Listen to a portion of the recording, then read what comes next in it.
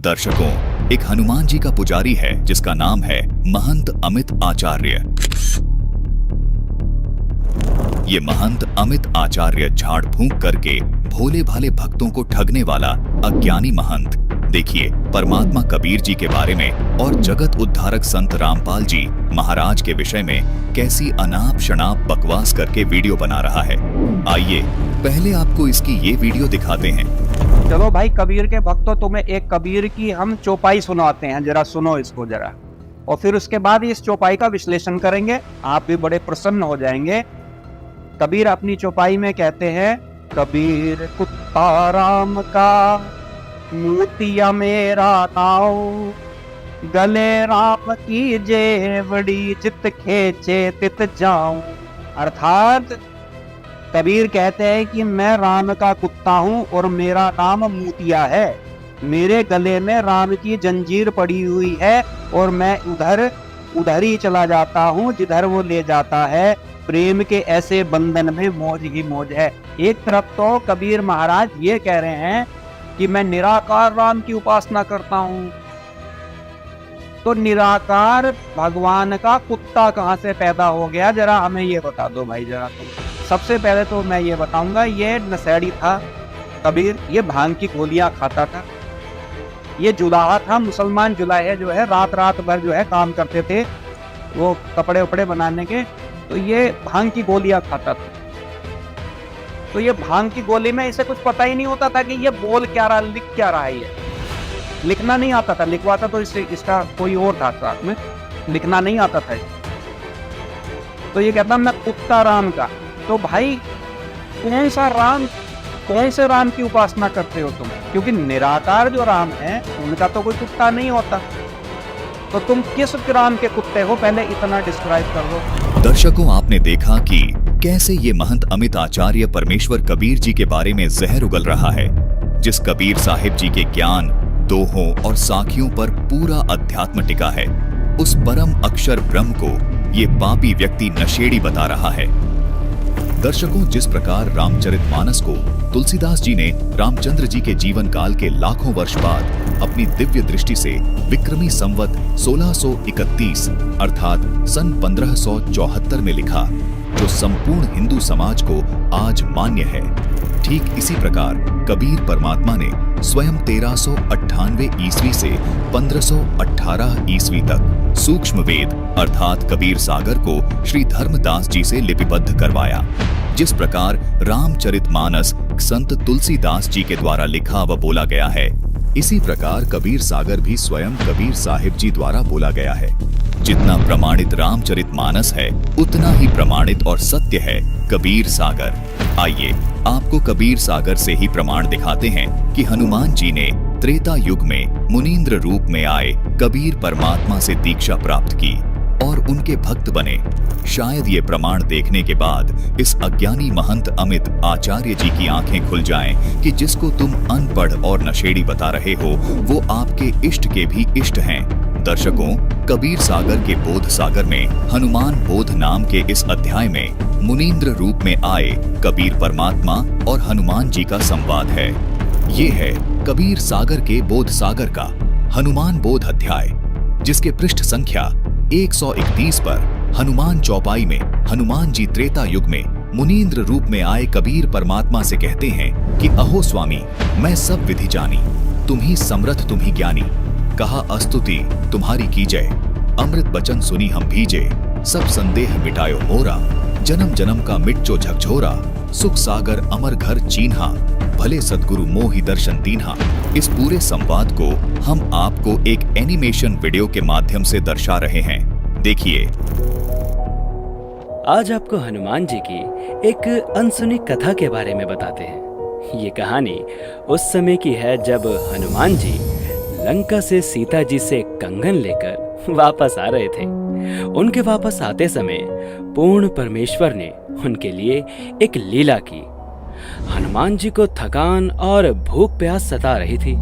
तभी उन्होंने देखा कि समुद्र के बीच एक टापू पर बहुत ही सुंदर बगीचा है और एक छोटा सा तालाब भी है। ये लीला ऋषि मुनींद्र रूप में विराजमान पूर्ण परमेश्वर ने की थी।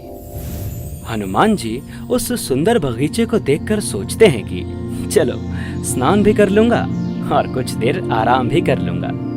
और फिर उसके बाद हनुमान जी उस बगीचे में उतर जाते हैं। हनुमान जी के पास एक कंगन था जो सीता माता ने उन्हें पहचान के लिए दिया था। उस कंगन को हनुमान जी तालाब के किनारे पर रखकर तालाब में स्नान करने के लिए उतर जाते हैं। हनुमान जी स्नान करते करते भी एक नज़र उस कंगन पर रखे हुए थे, लेकिन फिर भी एक वानर उस कंगन को उठाकर भाग जाता है और हनुमान जी उससे कहते हैं, अरे ये क्या, रुको। वानर उस कंगन को मुनींद्र ऋषि के पास रखे घड़े में डाल देता है।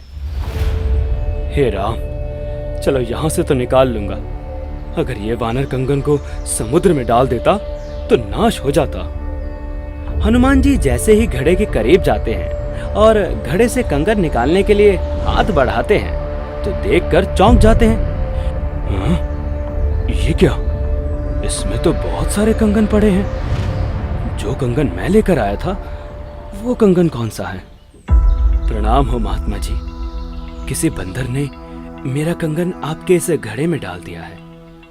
कोई बात नहीं बेटा, निकाल ले जाओ। लेकिन ऋषि जी, इसमें तो पहले से ही बहुत सारे कंगन हैं। जो कंगन मैं लेकर आया था इनमें से वो कौन सा है? भले आदमी, आपका कंगन है और आप स्वयं ही नहीं पहचान पा रहे। ऋषि जी, आप तो जानते ही होंगे, दया कीजिए, मेरी पूरी मेहनत बेकार हो जाएगी। कैसी मेहनत बेटा? महात्मा जी, मैं हनुमान हूँ और लंका से सीता माता जी का पता लगाकर आया हूँ। कौन सी सीता माता का पता लगा कर आया हो? महात्मा जी, आप कौन सी दुनिया में रहते हो? भगवान रामचंद्र जी की पत्नी है सीता माता। लंका के राजा रावण ने उन्हें कैद कर रखा है। मैं उन्हें खोज कर आया हूँ। ये कंगन उन्हीं का है। उन्होंने मुझे ये निशानी के रूप में दिया था। बेटा, ये आपके रामचंद्र जी न जाने कितनी बार जन्म और मर चुके हैं। कितनी बार रावण सीता का अपहरण कर चुका है और न जाने कितनी बार हनुमान कंगन लेकर आया है। ये सृष्टि कोई आज से नहीं चल रही है। न जाने कितनी ही बार ये घटना घट चुकी है। मुनींद्र जी की बातें हनुमान जी के समझ के बाहर हो रही थी। ऋषि जी, अभी तो मेरे पास इतना समय नहीं है जो आपकी बातें समझ सकूं। आप बस मुझे ये बता दीजिए कि जो कंगन मैं लाया था वो कौन सा है? रामचंद्र जी मेरा इंतजार कर रहे होंगे। तो बेटा जाओ और उठा लो आपका कंगन घड़े से। ऋषि जी, कंगन तो मैं उठा ही लूंगा, परंतु समस्या ये है कि जो कंगन मैं लाया था उसे पहचान नहीं पा रहा हूँ। इसलिए तो आपसे पूछ रहा हूँ कि इनमें से मेरा कंगन कौन सा है? बेटा, आप इनमें से कोई भी कंगन ले जाइए, सब एक ही जैसे हैं। ये वही कंगन है जो हर बार हनुमान लेकर आता है और ये वानर इस घड़े में डाल देता है। ऋषि जी, चलो आपकी मैं बात मान लेता हूँ कि ये सब कंगन हनुमान यानी मेरे ही द्वारा डाले गए हैं, लेकिन हर बार हनुमान इन कंगनों को लेकर भी तो जाता होगा, इसमें थोड़ी छोड़ जाता होगा। हाँ बेटा, लेकर भी जाता है, लेकिन इस घड़े में ऐसी शक्ति है कि इसमें कुछ भी डालो तो उसी का एक प्रतिरूप इस घड़े में तैयार हो जाता है। आप चाहो तो प्रयास करके देख सकते हो।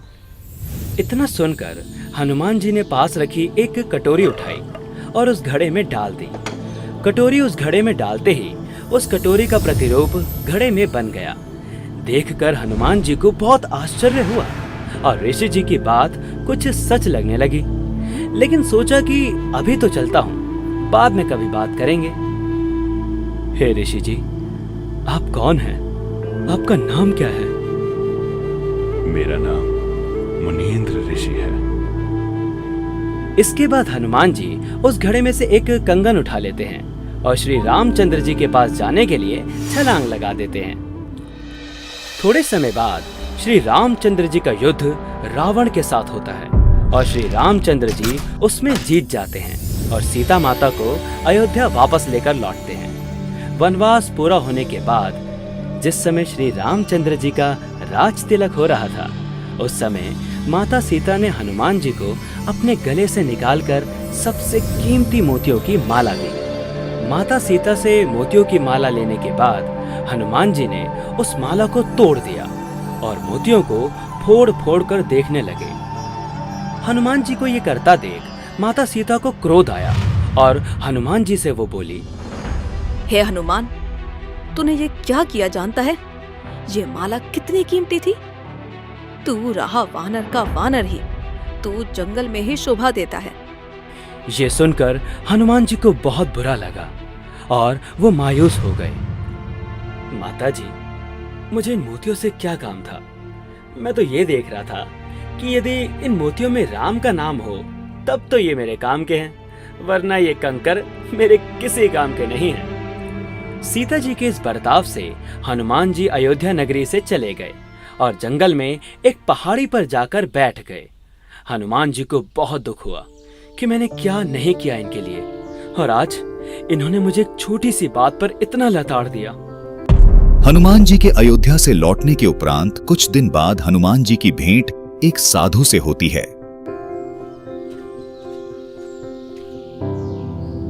राम राम भाई हनुमान। राम राम महात्मा जी, आइए बैठिए। और सुनाओ हनुमान। महात्मा जी, अयोध्या में भगवान रामचंद्र जी आए हुए हैं। भाई, हम तो उस राम के भक्त हैं जो कभी जन्मता मरता नहीं।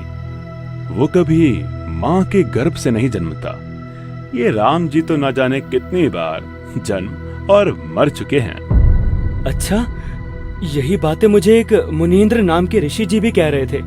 जब मैं लंका से लौट रहा था तो वो मुझे एक सुंदर बगीचे में मिले थे। वो मैं ही था हनुमान, और तुम्हारे लिए ही यहाँ आया हूँ। क्षमा कीजिए भगवान, हम तो तुच्छ बुद्धि के जीव हैं। कृपया करके मुझे आपका संपूर्ण ज्ञान समझाइए और सत भक्ति प्रदान कीजिए। दर्शकों, यह 2D एनिमेशन वीडियो संत रामपाल जी महाराज के सत्संग प्रवचनों का अंश मात्र है। दर्शकों, इस एनिमेशन वीडियो के माध्यम से आपको प्रमाणित किया गया कि स्वयं हनुमान जी कबीर परमात्मा के शिष्य थे, लेकिन ये अमित आचार्य कबीर परमात्मा के बारे में अपशब्द बोलकर समाज में दंगे भड़काने का काम कर रहा है। दर्शकों, ये अज्ञानी महंत कबीर परमात्मा की एक वाणी दिखाते हुए कह रहा है कि कबीर जी ने अपने आप को राम का कुत्ता कहा है और संत रामपाल जी महाराज उस कबीर की पूजा करते हैं जो राम का कुत्ता है। इसका ये भी कहना है कि कबीर अपने आप को निराकार राम का कुत्ता कहता है, यानी यदि भगवान निराकार है तो फिर कबीर कुत्ता किसका हुआ? इसलिए कबीर बिना सोचे समझे बातें बोलता था, उसको ज्ञान नहीं था। इस प्रकार की बकवास बातें करके ये दुष्ट व्यक्ति केवल अपनी खींच उतार रहा है, क्योंकि इसके पास संत रामपाल जी महाराज के ज्ञान का कोई जवाब नहीं है। दर्शकों, ये महंत अमित बालाजी धाम का पुजारी है जो केवल झाड़ फूंक करके जनता को गुमराह करता है और अपनी रोजी रोटी चलाता है। दर्शकों, इस अज्ञानी ने जो भी बातें की वो कोरा अज्ञान है, जिससे इसकी बुद्धि के स्तर का पता चल रहा है। इस अज्ञानी को आध्यात्मिक ज्ञान का कख भी नहीं पता। दर्शकों, अगर ये अज्ञानी कबीर साहिब जी से ठीक से परिचित होता तो इतनी बकवास कभी नहीं करता। इसको नहीं पता कि कबीर जी पूर्ण परमात्मा थे। उन्होंने जो भी वाणियां बोली उन पर तुम जैसे आचार्य आज पीएचडी कर रहे हैं। आज पूरी दुनिया उनकी वाणियों पर रिसर्च कर रही है। ये अज्ञानी महंत कबीर साहिब जी की विषय में तो बाद में जानेगा, इसे तो अपने इष्ट देव यानी हनुमान जी के विषय में भी कुछ नहीं पता। दर्शकों, इस अज्ञानी ने जो व्यंग कसा है कि कबीर तो अपने आप को राम का कुत्ता कहता है और तुम उसकी पूजा करते हो, उसको परमात्मा बताते हो, तो इसकी इस बात का जवाब हम रामचरितमानस से ही देंगे।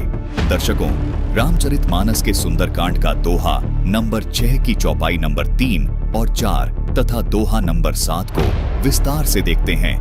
रामचरितमानस के सुंदरकांड का दोहा नंबर 6 की चौपाई नंबर 3 में कहा है कि जहाँ रघुबीर अनुग्रह कीन्हा तो तुम्ह मोहि दरसु हठि दीन्हा सुनहु विभीषण प्रभु कै रीति करहिं सदा सेवक प्रीति। भावार्थ है कि जब श्री रघुवीर ने कृपा की है तभी तो आपने मुझे हठ करके दर्शन दिए हैं। हनुमान जी ने कहा, हे विभीषण जी, सुनिए, प्रभु की यही रीति है कि वे सेवक पर सदा ही प्रेम किया करते हैं। अगली चौपाई यानी रामचरितमानस के सुंदर कांड का दोहा नंबर 6 की चौपाई नंबर 4 में कहा है कि कहु कवन में परम कुलीना, कपि चंचल सभी विधिहीना, प्रात ले जो नाम हमारा, तेहि दिन ताहि न मिलय हारा। भावार्थ है कि हनुमान जी विभीषण जी से कह रहे हैं कि भला कहिए, मैं ही कौन बड़ा कुलीन हूं, जाति का चंचल वानर हूं और सब प्रकार से नीच हूं। प्रातःकाल जो मेरा नाम ले ले तो उस दिन उसे भोजन न मिले। अब आगे रामचरितमानस के सुंदर कांड के दोहा नंबर 7 में कहा है कि अस मैं अधम सखा सुनु, मोहु पर रघुबीर, कीन्ही कृपा सुमिरि गुण भरे, बिलोचन नीर। हे सखा, सुनिए, मैं ऐसा अधम हूं, पर श्री रामचंद्र जी ने तो मुझ पर भी कृपा ही की है। भगवान के गुणों का स्मरण करके हनुमान जी के दोनों नेत्रों में प्रेमाश्रुओं का जल भर आया। दर्शकों, रामचरितमानस के इन दोहों व चौपाइयों से स्पष्ट हो जाता है कि हनुमान जी एक सच्चे प्रभु भगत थे और भगत के अंदर आधीनता होनी चाहिए, तभी उसका इष्ट प्रसन्न होता है। अपने इष्ट को प्रसन्न तथा खुश करने के लिए ही तो साधना की जाती है। हम इस अज्ञानी महंत अमित जैसे नहीं हैं, जो इन चौपाइयों को पढ़कर हनुमान जी का मजाक उड़ाने लग जाएं। जिस प्रकार इस महंत अमित जी ने कबीर परमात्मा का मजाक उड़ाया है, ये इसकी अज्ञानता और बुद्धि के स्तर को दर्शाता है। दर्शकों, जिस प्रकार हनुमान जी ने इन चौपाइयों में ये बताया है कि एक भक्त को कैसे रहना चाहिए, उसका कैसा भाव होना चाहिए, ठीक इसी प्रकार परमात्मा कबीर जी ने भी हम सबको एक परम भक्त का अभिनय करके दिखाया है। उन्होंने इस वाणी के माध्यम से समझाया है कि एक भक्त को अपने गुरु अथवा परमात्मा का कुत्ता बनकर रहना चाहिए, यानी जो गुरुदेव आज्ञा दे उसको आजीवन मानना चाहिए, आधीनी भाव से रहना चाहिए। केवल तभी मैं अर्थात आदि राम आपको मोक्ष दे पाऊंगा। अब इस अज्ञानी महंत को कौन समझाए कि कबीर साहिब जी ने जो लाखों वाणियां बोली है वो अपने लिए नहीं बल्कि आम मानव समाज के लिए बोली हैं। आइए अब आपको कबीर परमात्मा जी की कुछ वाणियां दिखाते हैं, जिन्हें देखकर भक्त समाज स्वयं निर्णय करे कि ये वाणियां कबीर साहिब जी ने अपने लिए बोली है या आम मानव के लिए। अवधू अविगत से चल आया, कोई मेरा भेद मर्म नहीं पाया, न मेरा जन्म न गर्भ बसेरा, बालक बन दिखलाया। काशी नगर जल कमल पर डेरा, तहां जुलाहे ने पाया। माता पिता मेरे कछु नाही, ना मेरे घर दासी। जुल्हे का सुल्तान कहाया, जगत करे मेरी हांसी। 5 तत्व का धड़ नहीं मेरा, जानू ज्ञान अपारा। सत्य स्वरूपी नाम साहिब का, सो है नाम हमारा। अधर दीप गगन गुफा में, तहां निज वस्तु सारा। ज्योति स्वरूपी अलख निरंजन भी, धरता ध्यान हमारा। हाड़ चाम लहू नहीं मोरे, जाने सत्य नाम उपासी। तारण तरण अभय पद दाता, मैं हूं कबीर अविनाशी। इन वाणियों में कबीर परमात्मा ने स्पष्ट कर दिया है कि मेरा भेद किसी को नहीं पता, कि मैं ही पूर्ण परमात्मा हूँ। मेरा कभी जन्म नहीं होता, मैं अजन्मा हूँ। मेरे कोई माता पिता नहीं है, मैं केवल लीला करने के लिए काशी में लहर तारा तालाब पर कमल के फूल पर प्रकट हुआ हूँ और एक जुलाहा दंपत्ति मेरे लालन पालन की सेवा कर रहे हैं, जिस कारण से ये लोग मुझे न पहचान कर केवल एक साधारण जुलाहा मानते हैं। जो सत्य स्वरूपी राम है, यानी जो पूर्ण परमात्मा है, वो मैं ही हूँ। कबीर परमात्मा ने अपनी वाणियों में ये भी बोला है कि दुख में सुमरण सब करें, सुख में करे ना कोई। जो सुख में सुमरण करे तो दुख काहे को होए। फिर कहा है कि कबीर सुख में सुमरण किया नहीं, फिर दुख में करते याद। कहत कबीर उस दास की, कौन सुने फरियाद। कबीर साहिब जी ने कहा है, कबीर मानुष जन्म दुर्लभ है, मिले न बारंबार। तरुवर से पत्ता टूट पड़े, बहुर न लागे डार। राम राम सब जगत बखाने, आदि राम कोई बिरला जाने। हम ही अलख अल्लाह हैं, कुतब गौ सरु पीर। गरीब दास खालिक धनी, हमरा नाम कबीर। दर्शकों, अब हम इस महंत अज्ञानी से ये पूछना चाहेंगे कि क्या आपने कबीर साहिब जी की ये सब वाणियां नहीं पढ़ी? क्या ये सब वाणियां कबीर परमात्मा ने अपने लिए बोली है? दर्शकों, कबीर साहिब जी ने जो बात कही है कि कुत्ता हूं भगवान का, मोतिया मेरा नाम, गले प्रेम की जेवड़ी, जहां खींचो वहां जाऊं, इसका भावार्थ ये है कि हर भक्त का भगवान के प्रति यही भाव होना चाहिए कि जिस प्रकार एक कुत्ते का मालिक अपने कुत्ते को जैसे भी रखता है, जो भी खाने को देता है, वो कुत्ता वैसे ही रहता तथा खाता है। ठीक इसी प्रकार भक्त को भी परमात्मा पर इतना विश्वास होना चाहिए कि परमात्मा जैसे भी रखेंगे मैं वैसे ही रहूंगा और अधीन होकर भक्ति करूंगा। कबीर परमात्मा ने अपनी वाणी में कहा है कि जो राखो त्यों ही रहूं, मेरा क्या चारा, खाने जात गुलाम तुम्हारा, राजक रमता राम की, रजा धरे जो शीश, दास गरीब अर्श कुरश, तिन भेंटे जगदीश। यानी परमात्मा की रजा में चलना पड़ेगा, उनके आदेश में, उनकी मर्यादा में रहकर आधीन भाव से भक्ति करनी पड़ेगी, तभी परमात्मा की प्राप्ति हो सकती है। दर्शकों, जिस प्रकार कबीर साहिब जी ने अपने आप को भगवान का कुत्ता कहा है, ठीक इसी प्रकार रामचरितमानस की इन चौपाइयों में श्री हनुमान जी ने भगवान के परम भक्त होने के कारण अपने को महाकुलीन और नीच वानर निम्न श्रेणी का कहा है, ताकि उनके मन में अभिमान नहीं आए। ये अपने आप में ही अजब गजब बात है कि इतने महान शक्तिशाली शूरवीर होने के बावजूद भी हनुमान जी इतनी प्यारी भाषा बोल रहे हैं। दर्शकों, हनुमान जी का तात्पर्य ये है कि जीव को अपनी हैसियत समझनी पड़ेगी। जिस प्रकार की भाषा ये महंत अमित जी बोल रहे हैं, इस प्रकार की भाषा हम नहीं बोल सकते, क्योंकि हम इनकी तरह अज्ञानी और नीच नहीं हैं। दर्शकों, इन चौपाइयों में भक्त हनुमान जी बताना चाहते हैं कि भक्त को अधीन होना चाहिए और हमेशा सत्य बोलना चाहिए, तभी भगवान प्रसन्न होते हैं। लेकिन दर्शकों, ऐसे लक्षण तो इस महंत अमित जी के बिल्कुल नहीं दिखाई देते। देखिए कैसे ये महंत के चोले में एक दंगाई है और कैसे ये समाज में दंगे भड़काने के काम कर रहा है। ये केवल झूठी बातें बताकर अज्ञान फैला रहा है। दर्शकों, महंत तो छोड़ो, ये तो भक्त की श्रेणी में भी नहीं आता। इसके अंदर तो केवल स्वार्थ और अभिमान भरा हुआ है। दर्शकों, सच्चाई ये है कि ये महंत अमित जी केवल झाड़ फूंक करके दुनिया को ठग रहा है, केवल अपने पिछले जन्म के पुण्यों को नष्ट कर रहा है। वास्तव में इनको अब ये भय सता रहा है कि यदि संत रामपाल जी महाराज का शास्त्रोक्त ज्ञान मेरे जाल में फंसे भोले भाले श्रद्धालुओं तक पहुंच गया तो मेरी झाड़े लगाने की दुकान बंद हो जाएगी और मेरे सारे शिष्य संत रामपाल जी महाराज के पास चले जाएंगे। दर्शकों, इस महंत अमित अज्ञानी को अपनी रोजी रोटी पर खतरा मंडराता दिखाई दे रहा है, इसलिए ये बौखला गया है और केवल बकवास कर रहा है। इस महंत अमित को न तो अपने कल्याण से कोई मतलब है और न ही अपने शिष्यों के कल्याण से कोई मतलब है, क्योंकि यदि इनको वास्तव में कल्याण से मतलब होता तो ये संत रामपाल जी महाराज द्वारा बताई गई शास्त्रोक्त साधना को अपनाकर अपने शिष्यों को भी सत्य का मार्ग दिखाते। लेकिन अफसोस, इनका काम केवल झूठ बोलकर झाड़े लगाकर पैसे कमाना है। यदि इनमें ज्ञान होता तो ये ऐसी गलती कभी नहीं करते। दर्शकों, हनुमान जी स्पष्ट कह रहे हैं कि यदि कोई प्रातः काल यानी सुबह सुबह मेरा नाम ले लेगा तो उसको पूरे दिन आहार भी नसीब नहीं होगा। इस चौपाई में हनुमान जी का कहने का तात्पर्य ये है कि मेरी भक्ति न करो मूर्खो, आप सभी का दिमाग खराब हो गया है। मैं तो खुद भगवान का भक्त हूँ, तो मेरी भक्ति करके तुम कैसे मोक्ष प्राप्त कर सकते हो? मैं तो खुद मोक्ष प्राप्त करने के लिए भगवान की भक्ति कर रहा हूँ। दर्शकों, यदि कोई सच्चा भक्त होगा तो अपनी भक्ति करने को मना करेगा, जैसे हनुमान जी अपनी भक्ति करने को मना कर रहे हैं। ये अज्ञानी महंत अमित जैसे लोग हनुमान जी से जबरदस्ती चिपके हुए हैं। हनुमान जी तो स्पष्ट कह रहे हैं कि मैं भी भगवान की भक्ति करता हूँ, तुम भी भगवान की भक्ति करो। ये महंत अमित आचार्य रामचरितमानस, जो साधारण भाषा में लिखा गया ग्रंथ है, उसको तो ठीक से समझा नहीं, तो वेदों और अन्य शास्त्रों को क्या खाक समझेगा। दर्शकों, महंत अमित आचार्य श्री हनुमान जी की पूजा करते हैं तथा श्री विष्णु जी अर्थात श्री कृष्ण जी को पूर्ण ब्रह्म बताते हैं।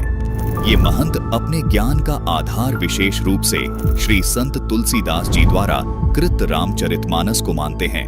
इस अज्ञानी व्यक्ति को रामचरितमानस का भी बिल्कुल ज्ञान नहीं है। दर्शकों, यदि इस अज्ञानी व्यक्ति को रामचरितमानस का थोड़ा सा भी ज्ञान होता तो ये कबीर जी के विषय में ऐसी बातें नहीं करता और ना ही संत रामपाल जी महाराज को अज्ञानी बोलता। आज संत रामपाल जी महाराज के अतिरिक्त इस धरती पर कोई पूर्ण संत नहीं है।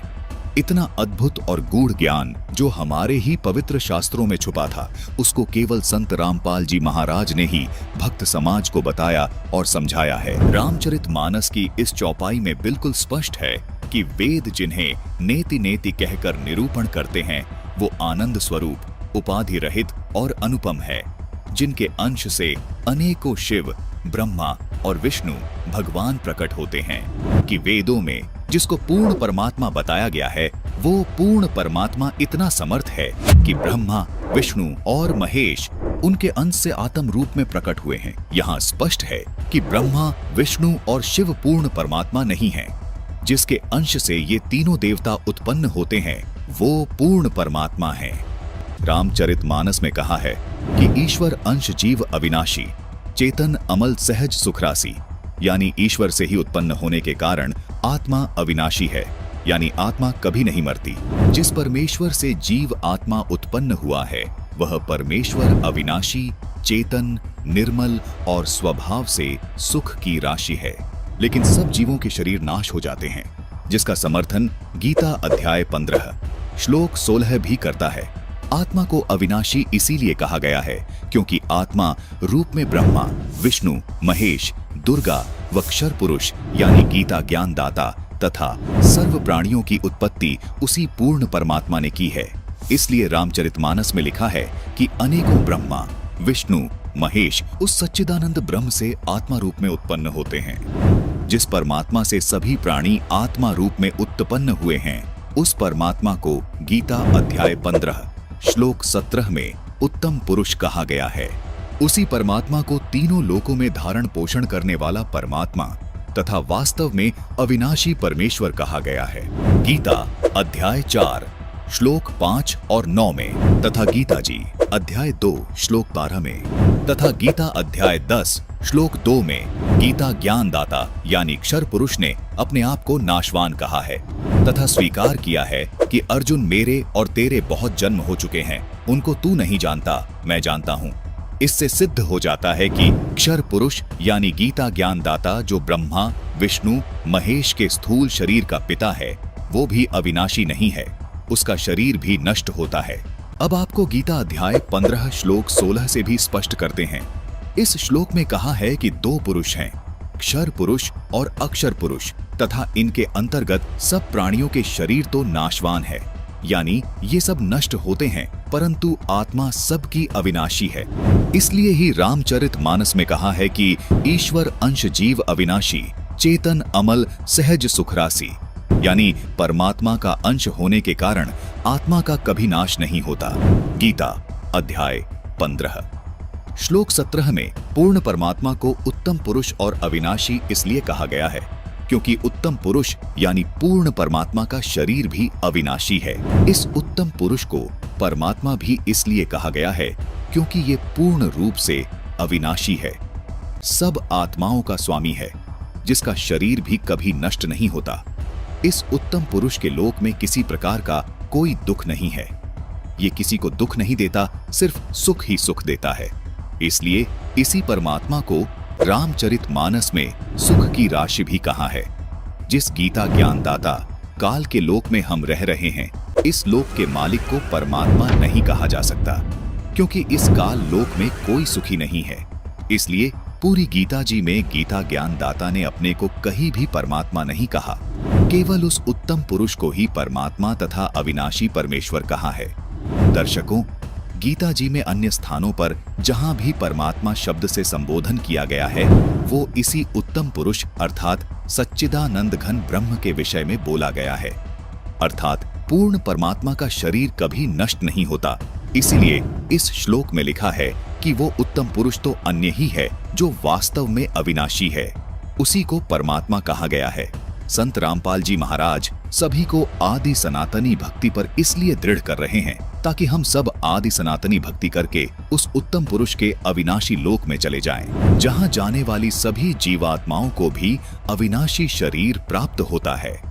अविनाशी शरीर होने के कारण उस शाश्वत लोक में पुनर्जन्म व मृत्यु नहीं होती, जहां जाने के बाद साधक लौटकर इस काल लोक में कभी वापस नहीं आते। इसी को पूर्ण मोक्ष कहा जाता है। गीता अध्याय 18 श्लोक 62 में गीता ज्ञानदाता इसी अविनाशी लोक की बात कर रहा है। यही वो शाश्वत यानी सदा रहने वाला स्थान सतलोक है, जहां जाने के बाद साधक इस संसार में यानी इस क्षर पुरुष गीता ज्ञानदाता जो ब्रह्मा विष्णु महेश के स्थूल शरीर का पिता है, इस ब्रह्म के लोक में लौटकर कभी वापस नहीं आते। उस सनातन परम धाम यानी सतलोक में जाने के बाद ही आत्मा को अविनाशी शरीर प्राप्त होता है, जिस शरीर का कभी नाश नहीं होता। उस परम धाम यानी सतलोक में वृद्ध अवस्था नहीं होती, वहां शरीर सदा ही युवा रहता है, किसी के शरीर की मृत्यु नहीं होती, वहां आत्मा को हमेशा के लिए अमर शरीर प्राप्त होता है। इसी को पूर्ण मोक्ष कहते हैं, क्योंकि गीता ज्ञानदाता ने गीता अध्याय 18 के श्लोक 62 में कहा है कि हे अर्जुन, तू सर्वभाव से उस परमात्मा की शरण में जा, उस परमात्मा की कृपा से तू परम शांति और सनातन परम धाम को प्राप्त होगा। फिर गीता अध्याय 15 के श्लोक 4 में कहा है कि तत्वदर्शी संत से तत्व ज्ञान प्राप्त करने के पश्चात परमेश्वर के उस परम पद की खोज करनी चाहिए, जहां जाने के बाद साधक लौटकर संसार में कभी वापस नहीं आते, अर्थात उनका पूर्ण मोक्ष हो जाता है। दर्शकों, वो सनातन परम धाम यही सतलोक है, जिसको संत रामपाल जी महाराज ने सृष्टि रचना नामक वीडियो में बहुत ही विस्तार से समझाया है। इस वीडियो का लिंक हमने डिस्क्रिप्शन बॉक्स में दे दिया है। जब ये महंत अमित शास्त्रों को ही समझने में असमर्थ है, तो परमात्मा कबीर जी ने जो ज्ञान अपनी वाणियों में दिया है, उसको समझना तो इसके लिए बिल्कुल असंभव है। दर्शकों, महंत अमित आचार्य जी भगवान विष्णु को तथा उन्हीं के अवतार भगवान श्री कृष्ण जी तथा भगवान श्री राम को पूर्ण ब्रह्म परमात्मा मानकर भक्ति करता है। यह महंत अमित आचार्य तथा ऐसे ही और भी बहुत सारे संत महंत आचार्य शंकराचार्य, श्री ब्रह्मा जी, श्री विष्णु जी तथा श्री शिव जी को अविनाशी कहते हैं। इनका यह भी मानना है कि इन तीनों देवताओं का कोई माता पिता नहीं है, ये ही सर्वो सर्वा हैं। इनका कहना है कि श्री विष्णु जी ही शंकर बन जाते हैं तथा शंकर ही विष्णु बन जाते हैं और विष्णु जी ही ब्रह्मा बन जाते हैं। कोई कहता है कि शंकर ही विष्णु बन जाते हैं, शंकर ही ब्रह्मा बन जाते हैं। दर्शकों, सबसे पहले तो यह निर्णय कर लेते हैं कि क्या यह तीनों देवता अविनाशी हैं भी या नहीं। आइए आपको देवी भागवत पुराण से प्रमाण दिखाते हैं कि इन तीनों देवताओं की जन्म और मृत्यु होती है, ये अविनाशी नहीं है। ये है संक्षिप्त देवी भागवत, जिसके पेज 138 पर विष्णु भगवान देवी दुर्गा से कहते हैं कि तुम शुद्ध स्वरूपा हो, यह सारा संसार तुमसे उद्भासित हो रहा है। मैं यानी विष्णु, ब्रह्मा और शंकर तुम्हारी कृपा से विद्यमान है। हमारा तो आविर्भाव यानी जन्म, तिरोभाव यानी मृत्यु हुआ करता है। केवल तुम ही नित्य हो, जगत जननी हो, प्रकृति और सनातनी देवी हो। दर्शकों, ये प्रकृति शब्द भी आप ध्यान में रखना, प्रकृति इसी दुर्गा को कहते हैं। ये हम आपको आगे चलकर गीता जी से प्रमाणित करेंगे। दर्शकों, इस लेख से ये बात स्पष्ट हुई कि तीनों देवता ब्रह्मा, विष्णु और शिव नाशवान हैं और उनकी माता देवी दुर्गा हैं। आगे भगवान शिव यानी शंकर जी देवी दुर्गा को कहते हैं कि हे देवी, यदि महाभाग विष्णु तुम ही से प्रकट हुए हैं, तो उनके बाद उत्पन्न होने वाले ब्रह्मा भी तुम्हारे ही बालक हुए, तो फिर मैं तमोगुणी लीला करने वाला शंकर तुम्हारी संतान नहीं हुआ, यानी मुझे भी उत्पन्न करने वाली तुम ही हो। दर्शकों, इस महंत अमित आचार्य तथा इसके जैसे बहुत से अज्ञानी धर्म गुरुओं का मानना है कि गीता जी का ज्ञान भगवान श्री कृष्ण जी ने बोला है और भगवान श्री कृष्ण जी ही विष्णु जी के अवतार हैं। दर्शकों, अब आपको गीता जी से ही प्रमाण दिखाते हैं।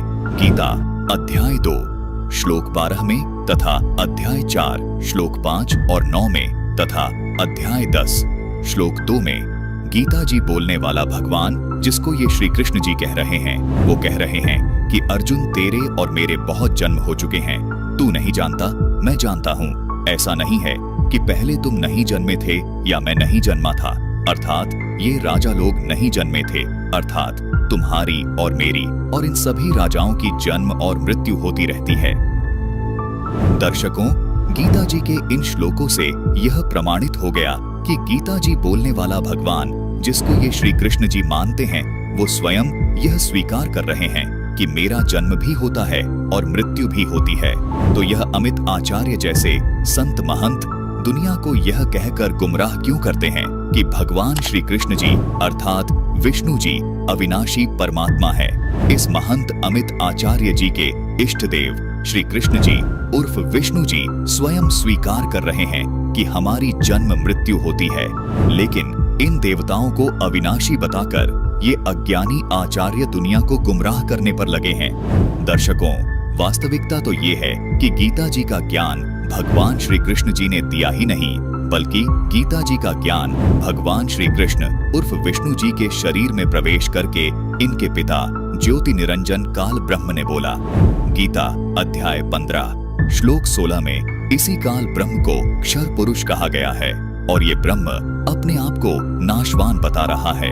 दर्शकों, इस महंत अमित जी को ये पता ही नहीं है कि गीता जी किसने बोली, और यदि इसके अनुसार ये मान भी लिया जाए कि गीता जी का ज्ञान श्री कृष्ण जी ने बोला, तो गीता में तो श्री कृष्ण जी कह रहे हैं मैं नाशवान हूँ, और उत्तम पुरुष तो अन्य ही है जो तीनों लोकों में प्रवेश करके सबका धारण पोषण करता है, वही अविनाशी परमेश्वर परमात्मा कहा गया है।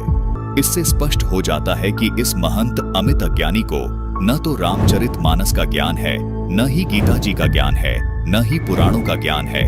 दर्शकों, जब इस महंत अमित को रामचरित मानस का, गीता का और पुराणों का ही ज्ञान नहीं है, तो ये वेदों और पूर्ण परमात्मा कबीर साहिब जी की वाणियों को कैसे समझ सकता है। दर्शकों, इस महंत अमित आचार्य की बुद्धि का दिवाला तो यही निकल गया।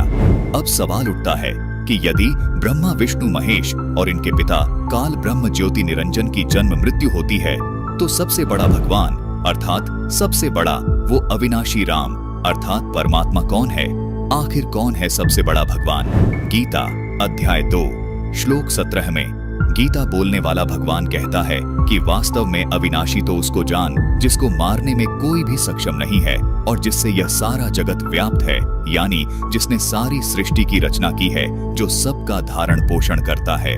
दर्शकों, यही प्रमाण गीता अध्याय 15 श्लोक 17 में मिलता है। गीता ज्ञानदाता ने अपने से किसी अन्य को उत्तम पुरुष अर्थात पुरुषोत्तम बताया है तथा अविनाशी और सबका धारण पोषण करने वाला भी उसी को बताया है। इससे भी स्पष्ट हो गया कि गीता ज्ञान देने वाला भगवान अविनाशी नहीं है, अविनाशी परमात्मा तो कोई और ही है। इसके विषय में अर्जुन ने गीता अध्याय 8 श्लोक 1 में पूछा है कि हे प्रभु, जो आपने गीता अध्याय 7 श्लोक 29 में तत् ब्रह्म कहा है, वह तत् ब्रह्म कौन है? अर्जुन के इस प्रश्न का उत्तर गीता ज्ञानदाता ने गीता अध्याय नंबर 8 श्लोक 3 में दिया है। कहा है कि वह परम अक्षर ब्रह्म है। दर्शकों, गीता ज्ञानदाता ने गीता अध्याय 18 श्लोक 62 में अपने से अन्य परम अक्षर ब्रह्म की शरण में जाने के लिए कहा है। दर्शकों, एक बार व्यास जी ने नारद जी से पूछा, सबसे बड़ा भगवान कौन है और किसकी पूजा करनी चाहिए? नारद जी ने व्यास जी को कहा कि यही प्रश्न मेरे मन में आया था और मैं इस प्रश्न का उत्तर जानने के लिए अपने पिता ब्रह्मा जी के पास गया था। दर्शकों, यदि ब्रह्मा जी तथा ऋषियों को सृष्टि की जानकारी होती तो ब्रह्मा जी अपने पुत्र नारद को जरूर बताते। देखिए, जब नारद जी ने ब्रह्मा जी से सृष्टि की उत्पत्ति के बारे में पूछा तो ब्रह्मा जी ने क्या जवाब दिया, आइए आपको प्रमाण सहित दिखाते हैं। ये है श्रीमद् देवी भागवत, जिसके प्रकाशक हैं हनुमान प्रसाद पोदार चिमनलाल गोस्वामी, जिसके तीसरे स्कंद के पृष्ठ 130 पर नारद जी व्यास जी से कहते हैं, व्यास जी, प्राचीन समय की बात है, यही संदेह मेरे हृदय में भी उत्पन्न हो गया था। तब मैं अपने पिता अमित तेजस्वी ब्रह्मा जी के पास गया और उनसे इस समय जिस विषय में तुम मुझसे पूछ रहे हो उसी विषय में मैंने पूछा। मैंने कहा, पिताजी, यह संपूर्ण ब्रह्मांड कहां से उत्पन्न हुआ है? ब्रह्मा जी ने कहा, बेटा, मैं इस प्रश्न का क्या उत्तर दूं? यह प्रश्न बड़ा जटिल है। महाभाग, तुम भगवान विष्णु से इसका समुचित समाधान पा सकते हो। दर्शकों, यहां ब्रह्मा जी के ये वचन सुनने के बाद आप सोच रहे होंगे कि भगवान विष्णु जी को सृष्टि रचना की संपूर्ण जानकारी होगी। आपके इस सवाल का जवाब भी इसी लेख में स्वतः मिल जाएगा। धैर्य पूर्वक पढ़िए व सुनिए। देखिए ब्रह्मा जी आगे अपने पुत्र नारद जी को क्या बताते हैं। महामते। इस संसार में कोई भी ऐसा रागी पुरुष नहीं है जिसे यह रहस्य विदित हो। जो त्यागी, आकांक्षा रहित एवं ईर्ष्या शून्य है, वही इसके रहस्य को जान सकता है।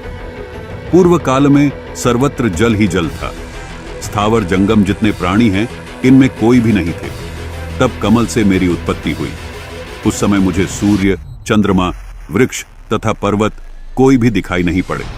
मैं कमल की कर्णिका पर बैठकर विचार करने लगा, इस अगाध जल में मैं कैसे उत्पन्न हो गया, कौन मेरा रक्षक है तथा इस प्रलय काल में सृष्टि एवं संहार करने वाले कौन विशिष्ट पुरुष हैं। कहीं भी स्पष्ट रूप से भूमि भी नहीं दिखती जिस पर यह जल टिका हुआ है। यह कमल कैसे उत्पन्न हुआ? दर्शकों, यहां स्पष्ट है कि ब्रह्मा जी सृष्टि की रचना कैसे हुई ये बताने में असमर्थता जाहिर कर रहे हैं। देखिए आगे ब्रह्मा जी क्या कहते हैं। रूढ़ एवं यौगिक दोनों अर्थों में कोई इसका कारण होना ही चाहिए। यौगिक अर्थ करने पर इसका मूल कारण पंख होता है। तो अब देखूं कि वह पंख है कहां। जहां वह मूल कारण पंख होगा, उसके नीचे पृथ्वी अवश्य होगी। यूं विचार करके मैं जल में उतरा। 1000 वर्ष तक पृथ्वी का अन्वेषण करता रहा, इस पर भी मुझे उस जल का कहीं और छोर नहीं मिला। इतने में आकाशवाणी हुई, तप करो, तप करो। तब मैंने तपस्या आरंभ कर दी। कमल पर बैठे ही 1000 वर्ष तक मैं तप करता रहा। फिर उसी समय सृष्टि करो, ऐसी आकाशवाणी सुनाई पड़ी। उसे सुनकर मैं बड़े आश्चर्य में पड़ गया। सोचा कि किसकी सृष्टि करूं अथवा मेरा क्या कर्तव्य है। दर्शकों, इससे भी सिद्ध होता है कि ब्रह्मा जी को सृष्टि रचना कैसे हुई इसकी कोई जानकारी नहीं है, बल्कि ब्रह्मा जी खुद की उत्पत्ति को लेकर भी असमंजस में हैं। आगे पढ़िए। उसी समय मधु और कैटब नाम के 2 भयंकर दानव सामने आ गए। वे उस महारणों में मुझसे युद्ध करने की इच्छा प्रकट करने लगे। मैं उनसे भयभीत हो उठा। तब कमल का डंठल पकड़कर जल में उतरा। वहां मुझे एक परम अद्भुत पुरुष के दर्शन मिले। उनका श्री विग्रह मेघ के समान श्याम था। वे पीतांबर पहने थे, 4 भुजाएं थीं, शेषनाग की शैया पर सोए थे। उन जगत प्रभु के गले को वनमाला सुशोभित कर रही थी।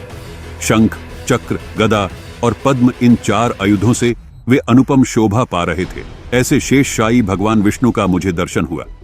वे योग निद्रा के वशीभूत होकर गाढ़ी नींद में सोए हुए थे। दर्शकों, ब्रह्मा जी की तरह विष्णु जी भी अचेत थे। दुर्गा और काल ने तीनों देवताओं को अचेत कर रखा था। उनकी सारी चेष्टाएं शांत थी। नारद जी शेषनाग की शैया पर सोए हुए उन प्रभु को देखकर मेरा मन चिंतित हो उठा। इतने में भगवती योग निद्रा याद आ गई। मैंने उनका स्तवन किया। तब वे कल्याणमयी भगवती श्री विष्णु के विग्रह से निकलकर अचिंत्य रूप धारण करके आकाश में विराजमान हो गई। दिव्य आभूषण उनकी छवि बढ़ा रहे थे। जब योग निद्रा भगवान विष्णु के शरीर से अलग होकर आकाश में विराजने लगी, तब तुरंत ही श्रीहरि उठ बैठे। उन्होंने मधु और कैटभ के साथ 5000 वर्षों तक बड़ी घमासान लड़ाई की। तब वे दैत्य मरे। पहले देवी के कटाक्ष से मधु और कैटभ मोहित हो गए थे। इसके बाद भगवान विष्णु ने गोद में लेटाकर उन्हें वहीं प्राणों से रहित कर दिया। अब वहां मैं और भगवान विष्णु 2 थे। वहीं रुद्र भी प्रकट हो गए। हम तीनों को भगवती आद्या शक्ति के दर्शन हुए। उन्हें देखकर मन मुग्ध हो गया। हमने उनकी उत्तम स्तुति की। तब वे आदिशक्ति हम लोगों से कहने लगी। देवी ने कहा, ब्रह्मा, विष्णु और महेश्वर, तुम भली भांति सावधान होकर अपने अपने कार्य में संलग्न हो जाओ। सृष्टि, स्थिति और संहार ये तुम्हारे कार्य हैं। तो दर्शकों, देवी पुराण के इस पूरे लेख से ये सिद्ध हो जाता है कि ब्रह्मा, विष्णु और महेश तीनों बेहोश थे। तीनों को सृष्टि रचना के बारे में जानकारी नहीं है। दर्शकों, जैसा कि ये महंत अमित आचार्य ये सिद्ध करने की कोशिश करता है कि विष्णु उर्फ श्री कृष्ण जी पूर्ण परमात्मा हैं, लेकिन ऐसा नहीं है, क्योंकि देवी पुराण का जो प्रसंग हम आपको दिखाने जा रहे हैं, उसमें विष्णु जी स्वयं ये स्वीकार कर रहे हैं कि मेरी जानकारी में तो भगवान कोई और है, मैं भगवान नहीं हूँ। आइए आपको देवी पुराण के इस प्रसंग से प्रमाणित करते हैं। गीता प्रेस गोरखपुर से प्रकाशित है। इसके कौन है संपादक? संपादक है हनुमान प्रसाद पोदार, चिमनलाल गोस्वामी। प्रकाशक एवं मुद्रक हैं गीता प्रेस गोरखपुर, गोविंद भवन कार्यालय, कोलकाता का संस्थान है। ये इनके फैक्स और फोन नंबर है। ये देखिएगा इस पवित्र पुराण के पहले स्कंद में श्रीमद् देवी भागवत पृष्ठ नंबर 28 पर नारद जी और व्यास जी की गोष्ठी हो रही है। Vyas ji is the writer of 18 Puran and ये चारों वेदों का, गीता जी का और इन 18 पुराणों का, श्री सुधा सागर का ये व्यास जी राइटर है, लेखक है। और ये नारद जी से वार्ता कर रहा है। नारद जी ने कहा, महाभाग व्यास जी, तुम इस विषय में जो पूछ रहे हो ठीक यही प्रश्न मेरे पिताजी ने भगवान श्री हरि से किया था। नारद जी के पिताजी हैं ब्रह्मा जी। देवाजी देव भगवान जगत के स्वामी हैं। लक्ष्मी जी उनकी सेवा में उपस्थित रहती हैं। दिव्य कौस्तुभमणि उनकी शोभा बढ़ाती है। वे शंख चक्र गदा लिए रहते हैं, पीताम्बर धारण करते हैं, 4 भुजाएं हैं। यानी पूरी डेफिनेशन बता दी विष्णु जी हैं। वे चराचर जगत के आश्रयदाता हैं, जगत गुरु एवं देवताओं के भी देवता हैं। ऐसे जगत प्रभु भगवान श्री हरि महान तप कर रहे थे। विष्णु जी तपस्या कर रहे थे, उनकी समाधि लगी थी। यह देखकर मेरे पिता ब्रह्मा जी को बड़ा आश्चर्य हुआ।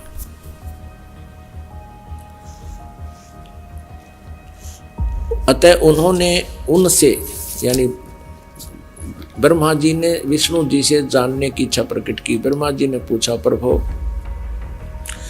आप देवताओं के अध्यक्ष, जगत के स्वामी और भूत भविष्य एवं वर्तमान सभी जीवों के एकमात्र शासक हैं।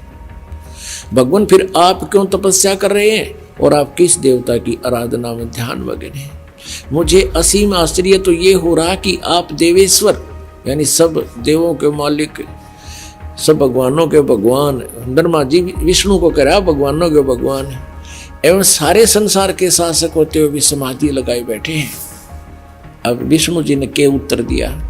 ब्रह्मा जी के विनीत वचन सुनकर भगवान श्री हरि बोले, ये वचन बोले। श्री हरि उनसे कहने लगे, ब्राह्मण सावधान होकर सुनो, मैं अपने मन का विचार व्यक्त करता हूँ। देवता, दानव, मानव सब यही जानते हैं कि तुम सृष्टि करते हो, मैं पालन करता हूँ और शंकर संहार किया करते हैं। किंतु फिर भी वेद के पारगामी पुरुष अपनी युक्ति से यह सिद्ध करते हैं कि रचने, पालने और संहार करने की यह योग्यता जो हमें मिली है, इसकी अधिष्ठात्री शक्ति देवी है। वे कहते हैं कि संसार की सृष्टि करने के लिए तुम में राजसी शक्ति का संचार हुआ है। इसी ये भी सिद्ध हो रहा कि रजगुण ब्रह्मा, सतगुण विष्णु, तमगुण शिव जी है। मुझे सात्विक शक्ति मिली है और रुद्र में तामसी शक्ति का आविर्भाव हुआ है।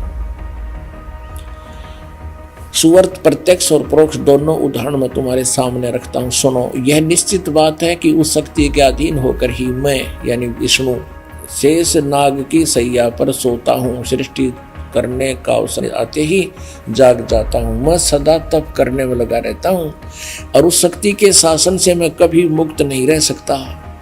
कभी अवसर मिला तो लक्ष्मी के साथ सुखपूर्वक समय बिताने का सौभाग्य प्राप्त होता है।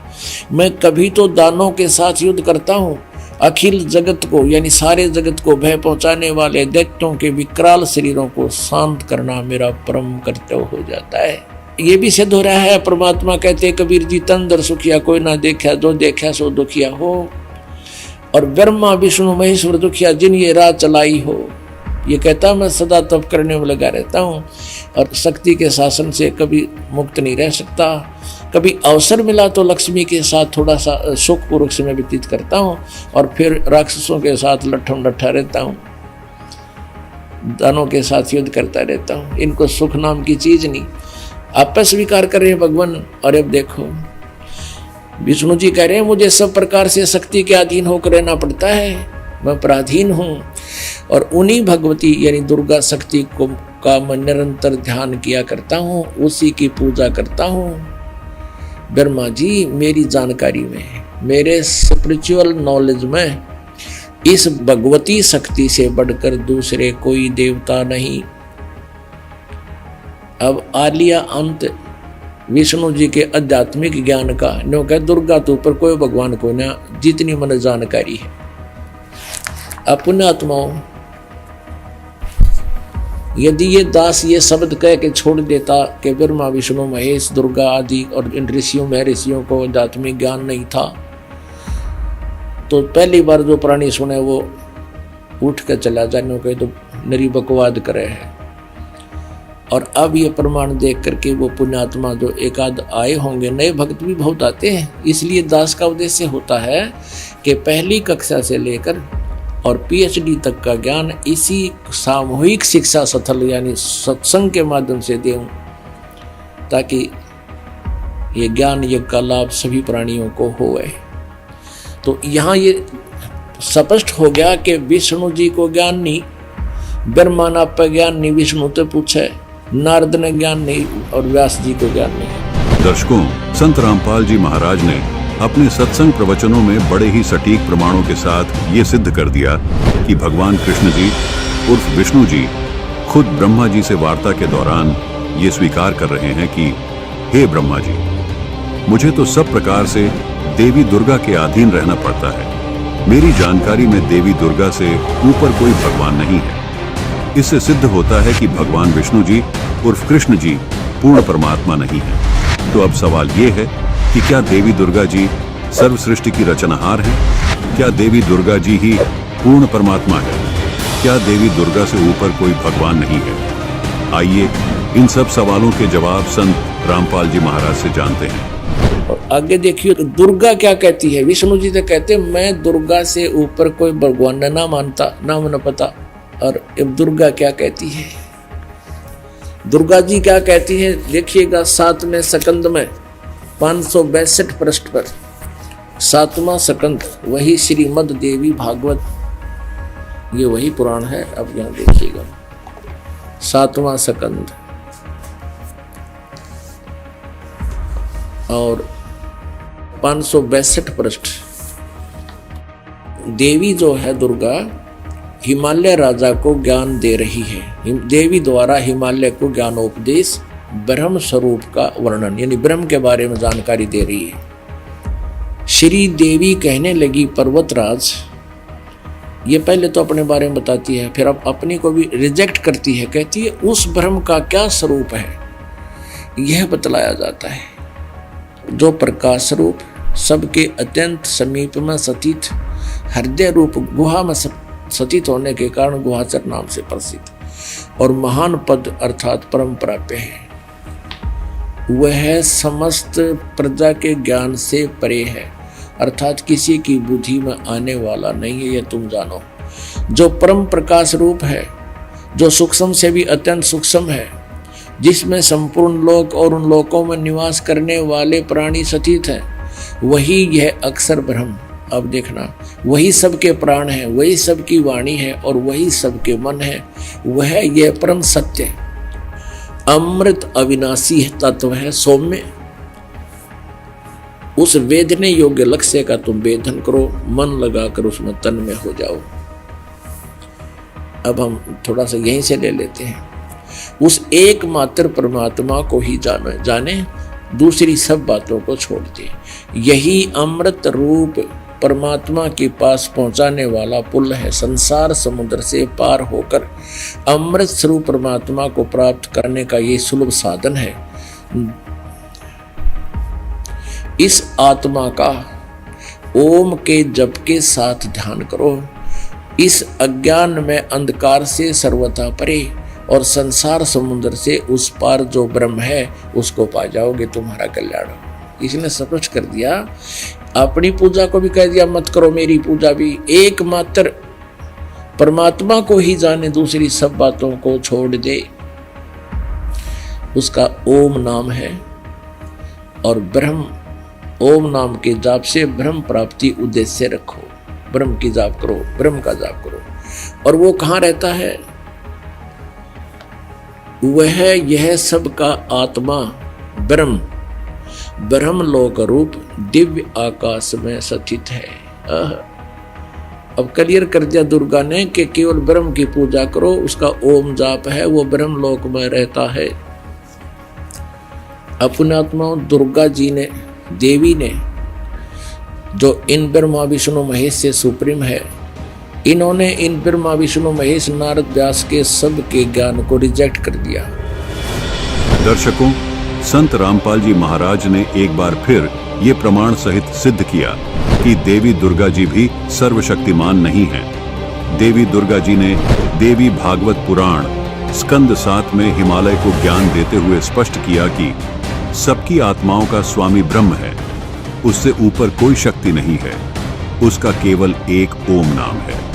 दर्शकों, देवी जी ने ओम नाम जाप करने की बात कही है और कहा है कि सब पूजाओं को छोड़कर, यानी मेरी पूजा भी छोड़कर, ओम नाम का जाप करो जो ब्रह्म का मंत्र है।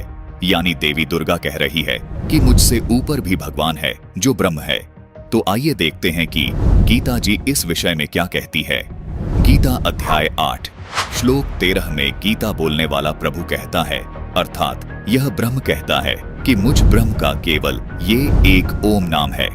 दर्शकों, गीता भी यही कह रही है कि ओम नाम जाप मुझ ब्रह्म का है, जिससे स्पष्ट होता है कि गीता बोलने वाला भगवान कोई और नहीं बल्कि ब्रह्म ही है।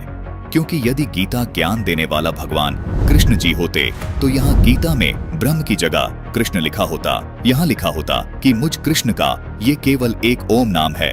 दर्शकों, गीता अध्याय 8 श्लोक 13 से ये स्पष्ट हो गया कि गीता बोलने वाला भगवान ब्रह्म है और उसका मंत्र ओम है। और गीता अध्याय 11 श्लोक 32 से ये स्पष्ट हो गया कि जो ब्रह्म है वो काल है। आइए अब देखते हैं कि जो ज्ञान देवी ने हिमालय को दिया और कहा कि ओम नाम का जाप करो, उससे तुम ब्रह्मलोक में चले जाओगे, तो देखते हैं कि क्या ब्रह्मलोक में जाने के बाद मोक्ष हो जाता है। देखते हैं कि इसके विषय में गीता क्या कहती है। दर्शकों, गीता अध्याय 8 श्लोक 16 में कहा गया है कि ब्रह्मलोक में गए हुए प्राणी भी पुनः लौटकर जन्म मृत्यु में आते हैं, यानी ब्रह्मलोक में गए हुए प्राणियों का पूर्ण मोक्ष नहीं होता। दर्शकों, विष्णु जी देवी को सबसे सुप्रीम गॉड मानते हैं, जबकि देवी दुर्गा जी देवी पुराण में कह रही हैं कि ब्रह्म की पूजा करो। ब्रह्म गीता जी में कह रहा है कि परम अक्षर ब्रह्म की पूजा करो। गीता ज्ञानदाता ब्रह्म ने गीता अध्याय 18 श्लोक 62 में कहा है कि हे अर्जुन, तू सर्वभाव से उस परमेश्वर की शरण में चला जा, उसकी कृपा से ही तू परम शांति और शाश्वत परम धाम यानी सतलोक को प्राप्त होगा। फिर गीता अध्याय 4 श्लोक 34 में कहा है कि उसके लिए तत्वदर्शी संत की तलाश कर। फिर वो तत्वदर्शी संत जो भक्ति साधना बताए, उस आधार से ही भक्ति साधना करना। फिर गीता अध्याय 15 श्लोक 4 में तथा गीता अध्याय 18 के श्लोक 64 में कहा है कि तत्वदर्शी संत से ज्ञान प्राप्त करने के पश्चात अज्ञान को ज्ञान रूपी शस्त्र से काटकर उस परम पद की खोज करनी चाहिए, जहां जाने के बाद साधक लौटकर संसार में कभी वापस नहीं आते। उसी की भक्ति करो, वही पूर्ण परमात्मा है जिसने सारी सृष्टि की रचना की है। उसी की भक्ति करो। मैं भी उसी आदि पुरुष नारायण की शरण में हूँ। मेरा भी इष्ट देव वही परम अक्षर ब्रह्म है, उसी की भक्ति करो।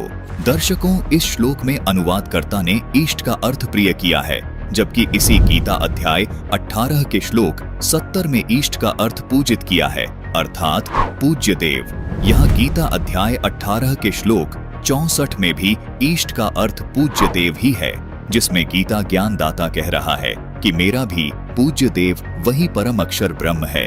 दर्शकों, इन सभी प्रमाणों से सिद्ध हो जाता है कि इस अज्ञानी महंत अमित तथा इसी के जैसे तथा कथित धर्म गुरुओं को तत्व ज्ञान का कख भी नहीं पता। ये केवल बिना सिर पैर की बातें करके अज्ञान फैला रहे हैं। इस महंत अमित अज्ञानी को तो इस बात का भय सता रहा है कि यदि संत रामपाल जी महाराज का शास्त्रोक्त ज्ञान मेरे शिष्यों तक पहुंच गया तो मेरी दुकान बंद हो जाएगी। दर्शकों, वैसे तो गीता का ज्ञान ज्योति निरंजन काल ने दिया है, जो हम आपको पहले ही सिद्ध कर चुके हैं।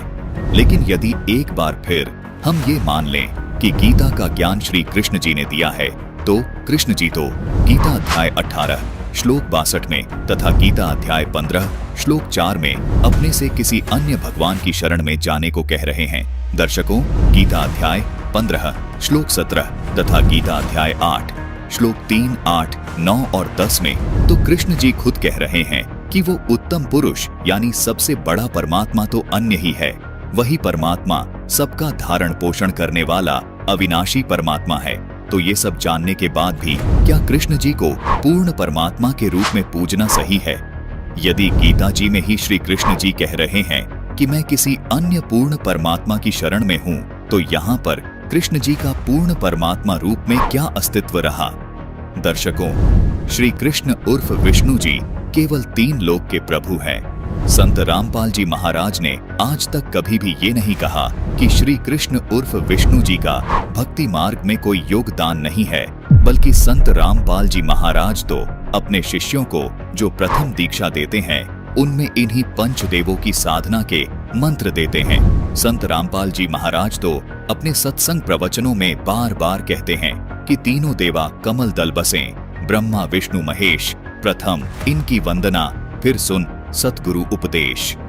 अवधू अविगत से चल आया, कोई मेरा भेद मर्म नहीं पाया, न मेरा जन्म न गर्भ बसेरा, बालक बन दिखलाया। काशी नगर जल कमल पर डेरा, तहां जुलाहे ने पाया। माता पिता मेरे कछु नाही, ना मेरे घर दासी। जुल्हे का सुत तान कहाया, जगत करे मेरी हांसी। 5 तत्व का धड़ नहीं मेरा, जानू ज्ञान अपारा। सत्य स्वरूपी नाम साहिब का, सो है नाम हमारा। अधर दीप गगन गुफा में, तहां निज वस्तु सारा। ज्योति स्वरूपी अलख निरंजन भी, धरता ध्यान हमारा। हाड़ चाम लहू नहीं मोरे, जाने सत्य नाम उपासी। तारण तरण अभय पद दाता, मैं हूं कबीर अविनाशी। दर्शकों, जैसा कि आपने गीता अध्याय 15 श्लोक 4, गीता अध्याय 18 श्लोक 64 में देखा कि गीता ज्ञानदाता, जिसे ये महंत अमित आचार्य श्री कृष्ण जी मानता है, उन्होंने स्पष्ट कर दिया है कि मैं गीता ज्ञानदाता भी उस परम अक्षर ब्रह्म की शरण में हूं। मैं उसी की पूजा करता हूं, वो ही मेरा इष्ट देव है। मैं उसी परमात्मा का ध्यान लगाता हूं। दर्शकों, आपको कबीर सागर की ये वाणियां फिर से दिखाते हैं, जो कबीर सागर के बोध सागर के अगम निगम बोध अध्याय के पृष्ठ 41 पर लिखी हैं। इन वाणियों में कबीर साहिब जी ने बताया है कि मैं अमर लोक से चलकर आया हूं, जिस लोक का ज्ञान किसी को नहीं है। मैं काशी नगर में लहर तारा तालाब कमल के फूल पर शिशु रूप धारण करके विराजमान हुआ। वहां से मुझे एक जुलाहा दंपत्ति उठाकर ले गए, जिसके घर रहने के कारण मैं जुलाहा कहलाया, और मुझे ठीक से न समझकर ये जनता मुझे जुलाहा जानकर मेरा मजाक उड़ा रही है। मैं तो परम अक्षर ब्रह्म हूं, पूर्ण परमात्मा हूं। मेरे माता पिता नहीं है, न ही मेरी कोई पत्नी है। मैं न बूढ़ा हूं न बालक हूं, मैं सदा युवा रहता हूं। मैंने केवल लीला करने के लिए ये बालक रूप धारण किया है। मेरा शरीर 5 तत्व का बना हुआ नहीं है। मेरे शरीर में हाड़ मांस लहू नहीं है। वेदों में जो परम अक्षर ब्रह्म का नाम है, यानी परमात्मा का, जो वेदों में कबीरदेव नाम बताया गया है, वो ही मेरा वास्तविक नाम कबीर है। आगे बताया है कि तेरा ज्योति स्वरूपी अलख निरंजन भी मेरा ही ध्यान लगाता है, यानी मेरी ही भक्ति करता है। दर्शकों, कबीर परमात्मा ने सूक्ष्म वेद में वाणी बोली है कि कबीर अक्षर पुरुष एक पेड़ है, निरंजन वाकी डार, तीनों देवा शाखा है, ये 5 रूप संसार। दर्शकों, अक्षर पुरुष को ज्योति निरंजन भी कहा जाता है। गीता ज्ञानदाता ही ज्योति निरंजन है, इसको अक्षर पुरुष भी कहते हैं और ब्रह्म भी कहते हैं। अधर द्वीप गगन गुफा में तहां निज वस्तु सारा, तेरा ज्योति स्वरूपी अलख निरंजन भी, धरता ध्यान हमारा। ज्योति स्वरूपी अलख निरंजन यानी गीता बोलने वाला अक्षर ब्रह्म काल इष्ट रूप में मुझ कबीर की ही पूजा करता है, मेरी ही भक्ति करता है। दर्शकों, इससे सिद्ध होता है कि कबीर साहिब ही सर्व सृष्टि रचनाहार पूर्ण परमात्मा है। आगे कबीर साहिब जी कहते हैं कि मैं ही मोक्ष देने वाला पूर्ण परमात्मा हूँ। मेरी शरण में आने के बाद साधक को किसी का भय नहीं रहता। मैं कबीर अविनाशी हूँ। दर्शकों, अब आपको इन देवी देवताओं की यथार्थ स्थिति के बारे में बताते हैं। विडंबना है कि कुछ धर्म गुरु तो इन देवी देवताओं के अस्तित्व को ही नहीं मानते, और कुछ धर्म गुरु इन देवी देवताओं को ही फाइनल गॉड अर्थात पूर्ण परमात्मा माने बैठे हैं। संत रामपाल जी महाराज ने इन देवी देवताओं की स्थिति को बिल्कुल प्रमाणित और सही सही बताया है। दर्शकों, आज तक हमारे धर्म गुरुओं ने हमें यही बताया था कि भगवान श्री कृष्ण उर्फ विष्णु जी, ब्रह्मा जी, शिव जी से ऊपर कोई भगवान नहीं है। वो अखिल ब्रह्मांड के स्वामी हैं। दर्शकों, पहली बात तो ये है कि ब्रह्मा, विष्णु और महेश ये अखिल ब्रह्मांड के स्वामी नहीं है, न ही 3 लोक के स्वामी है, बल्कि 3 लोकों में एक एक विभाग के अधिकारी हैं। ये सब आप अच्छे से जानते ही हैं कि रजगुण विभाग के ब्रह्मा जी, सतगुण विभाग के विष्णु जी और तम गुण विभाग के शिव जी अधिकारी हैं। जैसे एक राज्य में एक मुख्यमंत्री होता है तथा अन्य मंत्री भी होते हैं। मान लीजिए कि एक राज्य में 23 जिले हैं। उन सब जिलों के ऊपर अलग अलग विभागों का एक एक मंत्री भी होता है। दर्शकों, वो मंत्री उस पूरे राज्य में एक विभाग का मंत्री होता है। उस मंत्री को पूरे राज्य का स्वामी नहीं कह सकते। इसी प्रकार इस ब्रह्मांड रूपी राज्य में 14 लोक अर्थात जिले जानो, और उन 14 जिलों में से इन 3 जिलों में यानी 3 लोकों स्वर्ग लोक, पाताल लोक और पृथ्वी लोक में एक एक विभाग के मालिक हैं ब्रह्मा, विष्णु, महेश। यानी इन 3 लोकों में ब्रह्मा जी का विभाग है रजोगुण, जिससे जीवों की उत्पत्ति होती है। विष्णु जी का विभाग है सतोगुण, जिससे जीवों का पालन पोषण होता है। और शिव का विभाग है तमोगुण, जिससे जीवों का संहार होता है। इन तीनों देवताओं के पिता, जिसको ब्रह्म कहते हैं, जो क्षर पुरुष है, उसको इस ब्रह्मांड का यानी इस राज्य का मुख्यमंत्री जानो। दर्शकों, ये ब्रह्म क्षर पुरुष यानी मुख्यमंत्री अपने पास इनमें से कोई भी विभाग कभी भी रख लेता है। अर्थात ये सभी विभाग इसी ब्रह्म के अंतर्गत आते हैं, क्योंकि ये ब्रह्मांड यानी प्रांत का भी मालिक होता है। इसी प्रकार ये ब्रह्म इन तीनों देवताओं के ऊपर स्वामी है। इसीलिए ये काल ब्रह्म क्षर पुरुष इन तीनों देवताओं का रूप बनाकर इस ब्रह्मांड की व्यवस्था को भी संभालता है। यही काल ब्रह्म कभी विष्णु का रूप बनाकर, तो कभी शिव का रूप बनाकर, कभी ब्रह्मा का रूप बनाकर इस ब्रह्मांड में मौजूद 14 लोकों की व्यवस्थाएं संभालता है। जबकि ब्रह्मा, विष्णु, महेश केवल तीनों लोकों में एक एक विभाग की व्यवस्था संभालते हैं। हमारे धर्मगुरु गलतफहमी के कारण विष्णु जी को सर्वेस्वा मानकर ये धारणा बनाकर बैठे थे कि विष्णु ही शिव बन जाता है, विष्णु ही ब्रह्मा बन जाता है। कभी शिव के बारे में ये धारणा बना लेते थे कि शिव ही ब्रह्मा बन जाता है, शिव ही विष्णु बन जाता है। कहते थे कि ये तीनों देवता एक ही हैं, इनमें कोई फर्क नहीं है। जबकि ये सब कलाबाजी उस काल ब्रह्म की है, जिसने प्रतिज्ञा कर रखी है कि मैं कभी किसी के सामने प्रत्यक्ष रूप से सामने नहीं आऊंगा, जिसका प्रमाण गीता अध्याय 7 के श्लोक 24 और 25 में मिलता है, जिसमें ये काल ब्रह्म खुद स्वीकार करता है और श्री कृष्ण जी में प्रवेश करके अर्जुन को बताता है कि यह बुद्धिहीन जन समुदाय मेरे अनुत्तम नियम से अपरिचित हैं कि मैं कभी भी अपने वास्तविक रूप में किसी के सामने प्रकट नहीं होता, अपनी योग माया से छुपा रहता हूँ। इसलिए मुझ अव्यक्त को मनुष्य रूप में आया हुआ अर्थात कृष्ण मानते हैं।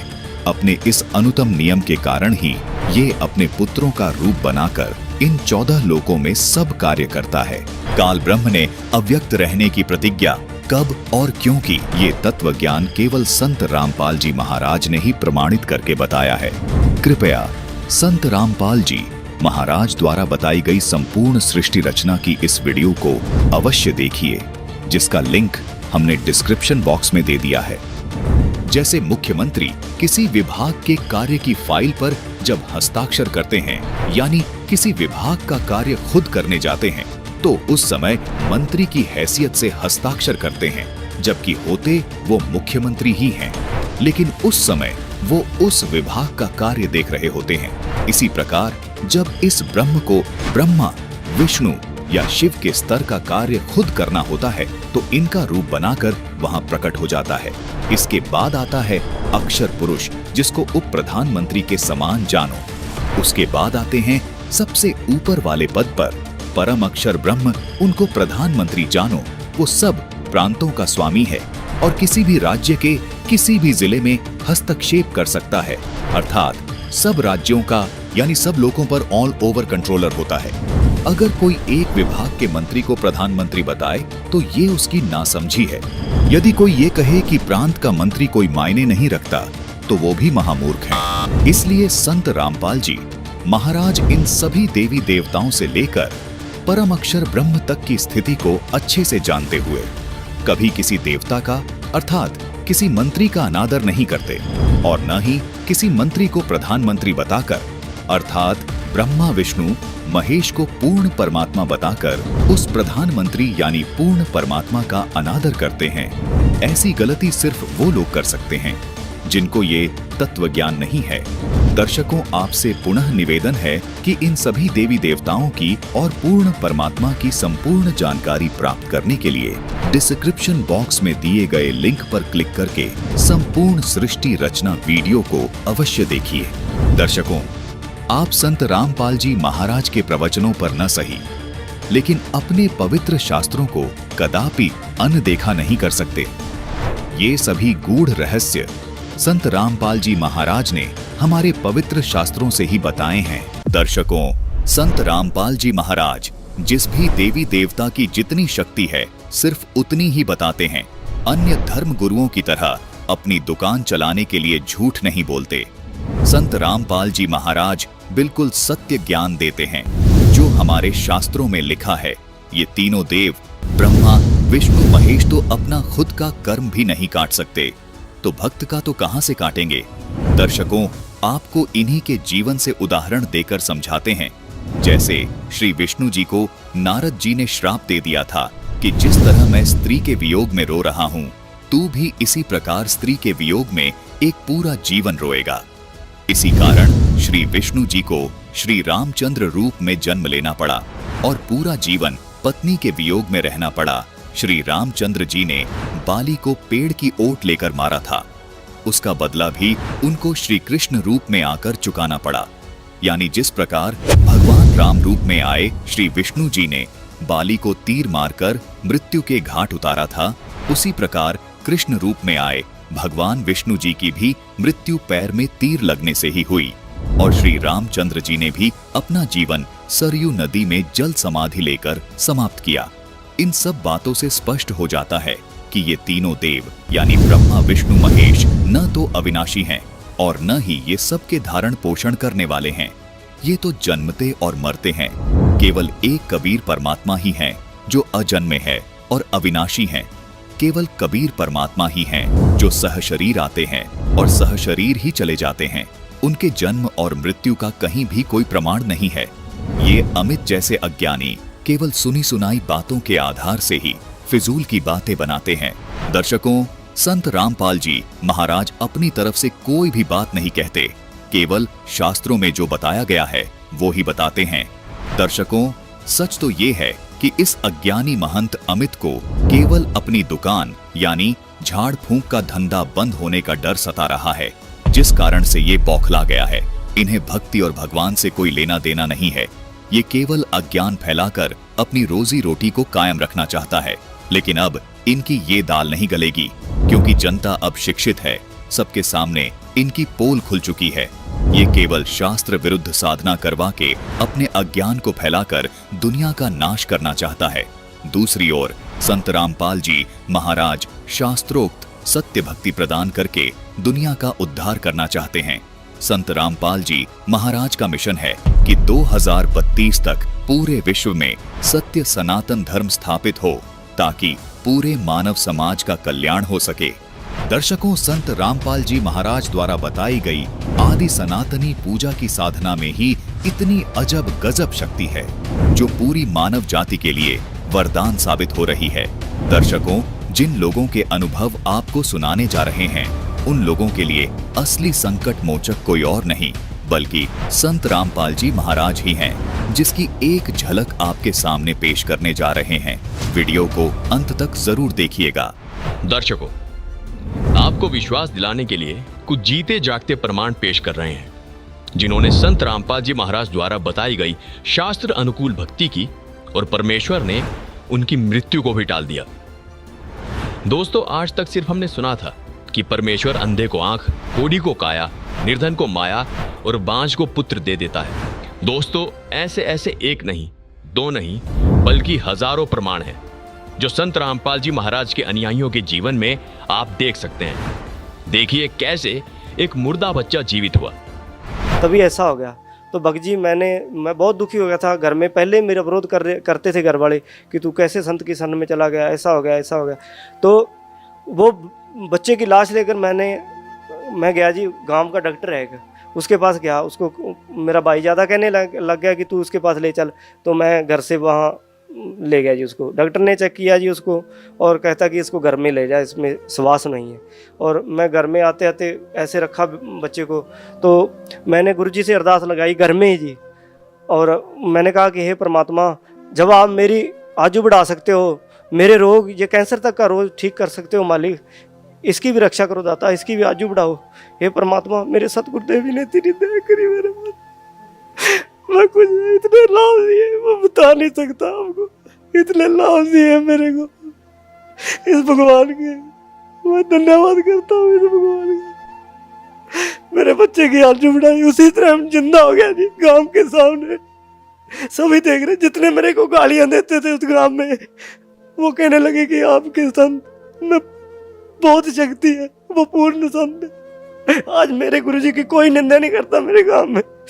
मेरे को इतने लाभ हुए जी, मेरे कैंसर का रोग ठीक किया, मेरी आयु बढ़ाई मेरे परमात्मा ने। और घर में ऐसा होता था जी, हमारे खाने को आटा नहीं होता था और हम मांग मांग कर खाते थे, काम भी करते थे, फिर भी बीमारी के खाना हमको मांग के खाना पड़ता था।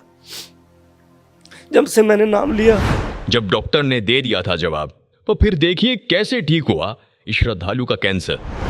क्या कहा डॉक्टरों ने? बोले ये बीमारी ठीक होगी नहीं, ये कैंसर है, इसको हम ऑपरेशन नहीं कर पाएंगे और ये और बढ़ जाएगा। तो मैं परमात्मा की सदगुरु रामपाल महाराज जी की शरण में आए, मैंने भजन किया। परमात्मा सदगुरु रामपाल महाराज जी की कृपा भी अब ठीक हो गया आप? हाँ ठीक। कैसे ठीक हुआ? कोई ऑपरेशन किया गया था या फिर ऑपरेशन कुछ नहीं किया, सदगुरु रामपाल महाराज जी के द्वारा भजन से मेरा सब। दिखाओ आप पे कहाँ कैंसर था। ये फोड़ा अपने आप फूट गया, अपने आप ठीक हो गया, अपने आप ही ये चीज से ले ली। ये सब अपने आप हुआ है? कुछ ऑपरेशन वगैरह डॉक्टर ने? एक पैसे की दवा नहीं करा, आप यार ठीक है। देखिए कैसे मुर्दा व्यक्ति हुआ जिंदा। पत्नी के भाई थे, उन्होंने बताया कि आपको तो डेड बॉडी हो गई थी।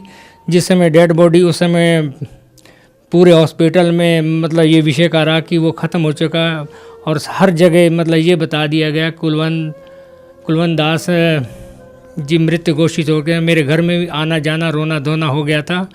ठीक 1 घंटे बाद जब मुझे पूरी तरह होश आया, तो फिर मैंने अपनी राम कथा सुनाई कि मुझे उस वक्त ऐसा महसूस किया कि हकीकत में ये हुआ कि 3 दूत आए और मेरे प्राण लेकर सबसे पहले मुझे गणेश जी, ब्रह्मा जी, विष्णु जी, शिव जी तथा माँ दुर्गा देवी के लोकों से पार लेते हुए काफ़ी दूर ले गए। आखिर में मैं जाता हूँ, आखिर जब मंजिल पे पहुँचता हूँ, ऐसा मुझे महसूस हुआ ये सतलोक, मिनी सतलोक ही है। तो वहाँ गुरु रामपाल जी महाराज जी एक सामने खड़े थे। मैंने जब देखा तो उन्होंने मुझसे कहा, बेटा की भक्ति अधूरी है, तो आपको मैं एक मौका और भक्ति का देता हूँ, आप अपना जीवन सफल हो जाएगा। उसी वक्त गुरु संत रामपाल जी महाराज जी ने कबीर का रूप दिखाया। उसके बाद मुझे वहाँ से तीनों यमदूतों ने वहाँ से एक धक्का दिया, और धक्का देने के बाद मैं जब यहाँ से आंखें खुली तो मैं एकदम अपने आप को देखा, मैं पसीनों पसीन से तर हो गया। देखिए दुर्घटना में जान गंवा चुका इस महिला का बेटा कैसे जीवित हुआ। बड़ा लड़का था मनोज नाम का, उसका मेरा बल्लमगढ़ में आके एक्सीडेंट हुआ शाम को 7 बजे। जब ही लड़के को ऐसे लिटा दिए, मेरे सर पे से चादर उतार दिए, सोल उतार कर उसको ढक दिए और अंगूठे दोनों बांध दिए लड़के के, जैसे संसारे में बांधते हैं। बांधने के बाद फिर मैं संत रामपाल जी महाराज से प्रार्थना लगाई, हे मालिक, मैं जय गुरुदेव की भक्ति से गई थी, पति को खो के गई थी, मैं पति खत्म हो गए थे, उसके बाद में आपकी भक्ति ली थी, ये होने वाला था, तो आप इसकी शादी क्यों की?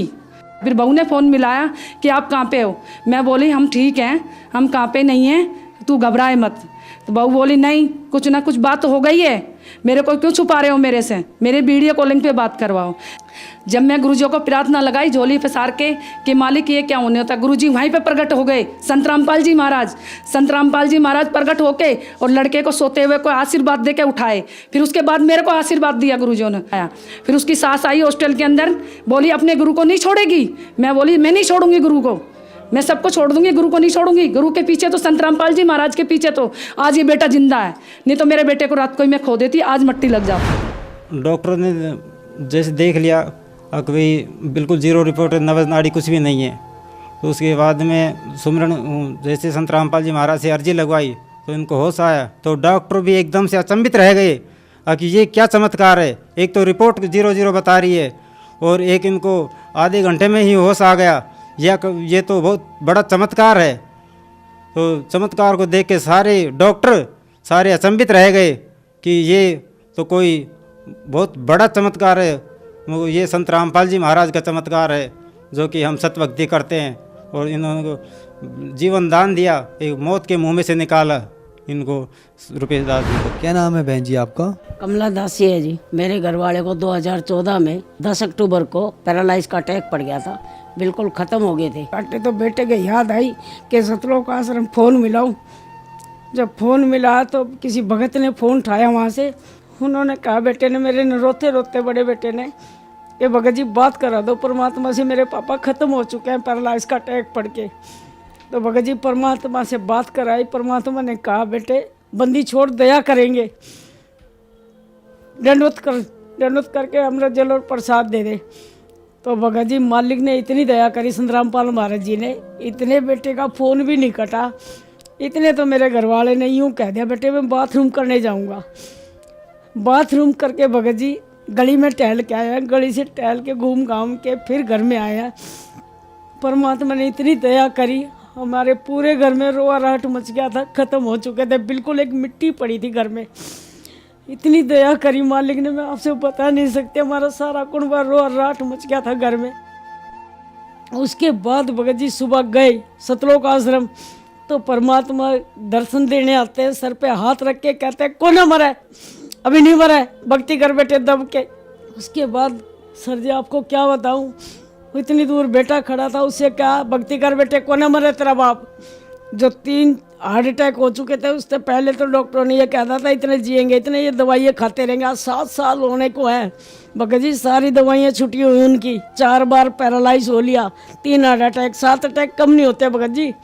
आपको क्या क्या लाभ बताऊं, चौथा अटैक ऐसा पड़ा था दिमाग पे जो याददाश्त ही चली गई थी उनकी। दर्शकों, उदाहरण के लिए अनुयायियों के अनुभव की वीडियो का लिंक आप डिस्क्रिप्शन बॉक्स में देख सकते हैं। दर्शकों, यदि आप भी दुखों से छुटकारा पाना चाहते हो तो आज ही संत रामपाल जी महाराज से निःशुल्क नाम दीक्षा लेकर अपना कल्याण करवाएं।